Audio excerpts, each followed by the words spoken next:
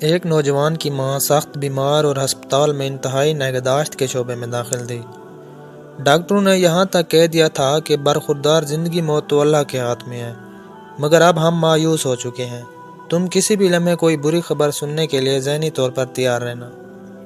رات گھر گزارنے کے بعد صبح ماں سے ملاقات کے لیے اسپتال جاتے ہوئے نوجوان راستے میں ایک پیٹرول پمپ پر رکا۔ پیٹرول بھروانے کے لیے اپنی باری کا انتظار کرتے ہوئے اس کی نظر سروس شاپ کی دیوار کے پاس پڑی، جہاں ایک بلی نے خالی ڈبے کے نیچے بچے دے رکھے تھے۔ یہ نوزائیدہ بچے بہت ہی چھوٹے تھے، جو ابھی چلنے پھرنے کے قابل بھی نہیں تھے۔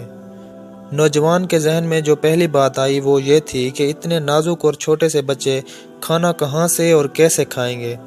یہ خیال آتے ہی اس نے اپنی کار ایک طرف ہٹا کر بند کی، پاس ہی کھڑے ایک ریہڑی سے چھوٹی چھوٹی مچھلیاں خریدی اور اسے بلی کے بچوں کے پاس رکھا۔ بچوں نے کھانا شروع کیا تو وہ خوش ہو کر اپنی کار کی طرف گیا اور پیٹرول بھروا کر اسپتال جا پہنچا۔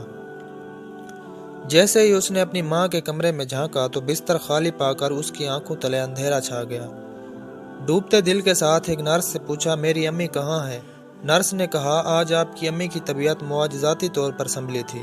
اسے جیسے ہی ہوش آیا تو ڈاکٹر نے کہا تھا اسے تازہ ہوا لینے کے لیے باہر لے جاؤ، تو ہم نے اسے باہر لان میں بٹھا دیا ہے، آپ اسے جا کر مل سکتے ہیں۔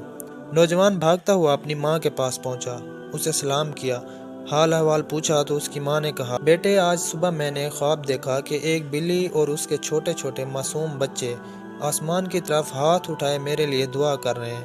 بس یہ خواب دیکھتے ہی میری آنکھ کھل گئی اور باقی صورتحال تم خود دیکھ رہے ہو۔ نوجوان حیرت بھری خوشی کے ساتھ اپنی ماں کی باتیں سنتا رہا اور اپنے دل کو ٹھنڈا کرتا رہا۔ جی ہاں، اس رب کی رحمت اس قدر وسیع ہے کہ سب کچھ اپنے اندر سمو لیتی ہے۔ اسلام نے ہمیں یہی سکھایا ہے کہ اپنے مریضوں کا صدقے سے علاج کرو، یہی صدقہ ہی تو ہے جو تمہارے رب کے غصے کو ٹھنڈا کرتا ہے۔ نوجوان نے بے بس اور لاچار مخلوق پر رحم کیا، اللہ نے اس پر رحم فرما دیا اور اس کی ماں ٹھیک ٹھاک ہو کر گھر واپس آ گئی۔ اس لیے شاعر نے کہا، کرو مہربانی تم اہل زمیں پر، خدا مہرباں ہوگا عرش بری پر۔ پیارے دوستو، اگر آپ کو میری یہ ویڈیو اچھی لگی ہو تو میرے اس یوٹیوب چینل کو ضرور سبسکرائب کریں، تاکہ میری اسی طرح کی مزید دلچسپ ویڈیو آپ تک بآسانی پہنچتی رہیں۔ شکریہ۔